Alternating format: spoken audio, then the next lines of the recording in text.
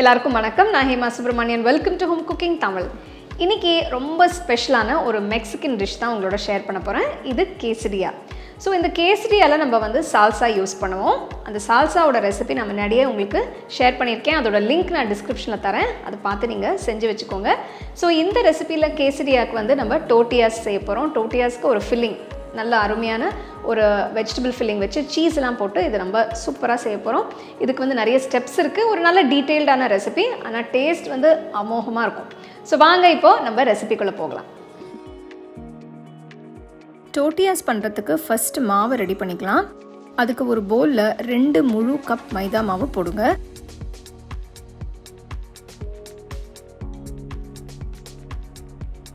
ஒரு டீஸ்பூன் உப்பு, அரை டீஸ்பூன் பேக்கிங் பவுடர், இது எல்லாத்தையும் சேர்த்து நல்லா மிக்ஸ் பண்ணுங்க. நெக்ஸ்ட் 5 டேபிள் ஸ்பூன் எண்ணெயை ஊற்றுங்க. நீங்கள் ரெகுலராக சமையலுக்கு யூஸ் பண்ணுற எண்ணெய் யூஸ் பண்ணிக்கலாம், இல்லைனா ஆலிவ் ஆயில் இல்லை உருக்கின வெண்ணெய் கூட யூஸ் பண்ணிக்கலாம். நல்லா மிக்ஸ் பண்ணுங்க. கொஞ்சம் கொஞ்சமாக சுடு தண்ணி ஊற்றி பிசைங்க.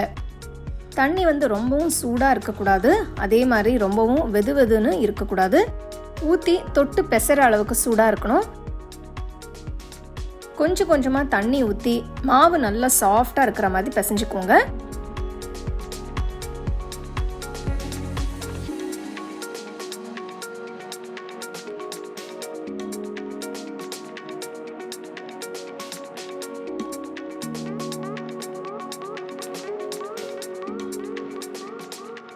நல்லா ஸ்மூத்தாக பிசைஞ்சாச்சு. இப்போ மாவை மூடி ரூம் டெம்பரேச்சரில் 2 மணி நேரம் ஊற விடுங்க.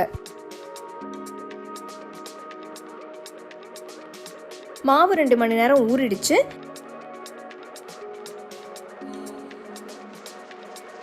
நெக்ஸ்ட் இதை ஈக்குவல் சைஸ் பால்ஸாக பிரித்து உருட்டிக்கலாம்.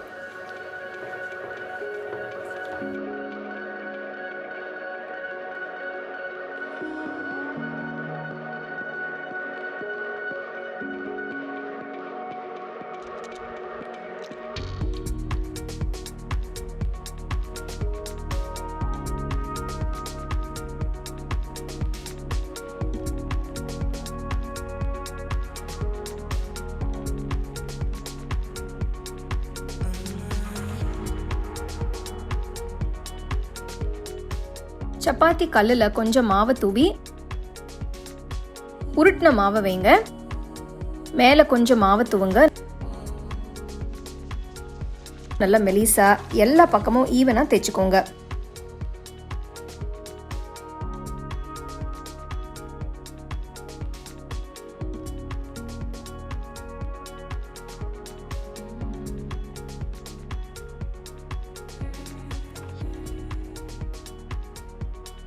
பாருங்க, இந்த அளவுக்கு மெலிசா தேய்ச்சிக்கோங்க.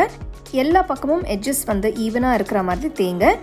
எட்ஜஸ் ரொம்ப திக்காக இல்லாமல் பார்த்துக்கோங்க. நெக்ஸ்ட் நம்ம டார்ட்டியாஸை தவாவில் போட்டு சுட்டு எடுத்துக்கலாம்.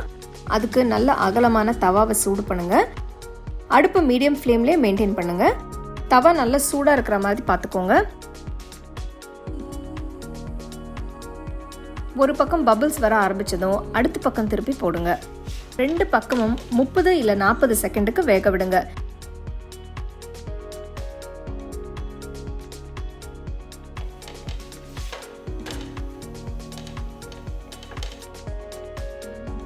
டோர்ட்டியா வெந்ததும் எடுத்து ஒரு துணியில வச்சு மூடி வைங்க.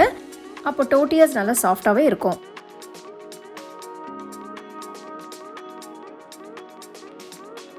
நெக்ஸ்ட் நம்ம கேசடியாஸ் பண்ணுறதுக்கு ஃபில்லிங்காக ரெடி பண்ணிக்கலாம். அதுக்கு ஒரு பவுலில் வேக வச்ச ஸ்வீட் கார்ன் 1 கப் போடுங்க.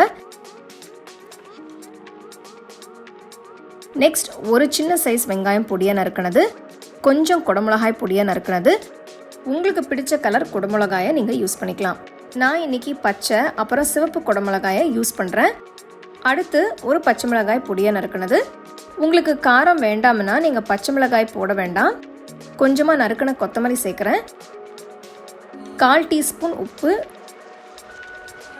1/4 டீஸ்பூன் மிளகுத்தூள், 1/4 டீஸ்பூன் மிக்ஸ்ட் ஹர்ப்ஸ் சேருங்க.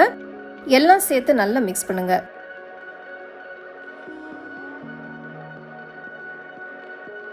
ஃபில்லிங் இப்போ ரெடி ஆயிடுச்சு. எடுத்து தனியாக வச்சிடுங்க. நெக்ஸ்ட் நம்ம கேசரியாஸ் பண்ண ஆரம்பிக்கலாம். அதுக்கு தவாவை கொஞ்சமாக எண்ணெய் தடவுங்க. அடுப்பு மீடியம் லோ ஃப்ளேம்லேயே மெயின்டைன் பண்ணுங்கள். நெக்ஸ்ட் கேசரியாஸ்க்கான ஃபில்லிங்கை ஃபில் பண்ண ஆரம்பிக்கலாம். ஃபர்ஸ்ட் துருவின சீஸை டார்ட்டியாஸோட சைடில் ஸ்ப்ரெட் பண்ணுங்கள். நெக்ஸ்ட் ரெடி பண்ண வெஜிடபிள் ஃபில்லிங்கை ஸ்ப்ரெட் பண்ணுங்கள். அதுக்கு மேலே சால்சாவை ஸ்ப்ரெட் பண்ணுங்கள். சால்சா எப்படி பண்ணுறதுன்னு வீடியோ நம்ம ஹோம் குக்கிங் சேனலில் இருக்குது. அதோட லிங்க் நான் டிஸ்கிரிப்ஷனில் தரேன், அதை பார்த்து நீங்கள் செய்யலாம். அடுத்து மேலே துருவின சீஸ் ஸ்ப்ரெட் பண்ணுறேன். டோர்ட்டியாஸை மூடி மெதுவாக ப்ரெஸ் பண்ணுங்கள்.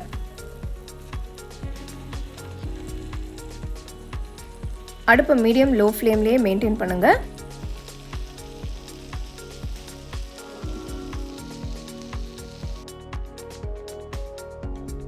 ஒரு பக்கம் வெந்ததும் மெதுவாக அடுத்த பக்கம் திருப்பி விடுங்க.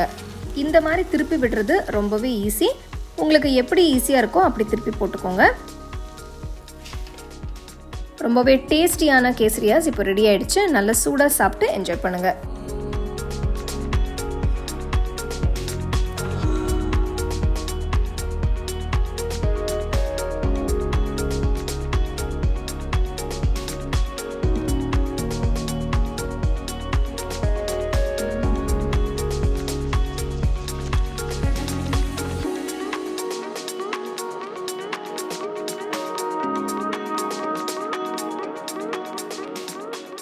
நல்ல அட்டகாசமான கேசரியா எப்படி செய்யறதுன்னு பார்த்தீங்க. ஸோ இது நல்ல ஒரு ஸ்பெஷல் மெக்சிகன் டிஷ். ஸோ உங்களுக்கு இந்த ஸ்டெப்ஸ் எல்லாம் உங்களுக்கு நல்ல டீட்டெயிலாக காட்டியிருக்கேன். ஸோ இந்த ஸ்டெப்ஸ் எல்லாம் நீங்கள் ஃபாலோ பண்ணிங்கன்னா உங்களுக்கு இந்த கேசரியா அருமையாக வரும். இன்க்ரீடியன்ஸ் எல்லாம் கூட ரொம்ப சிம்பிள், உங்களுக்கு ஈஸியாக கிடைக்கும்.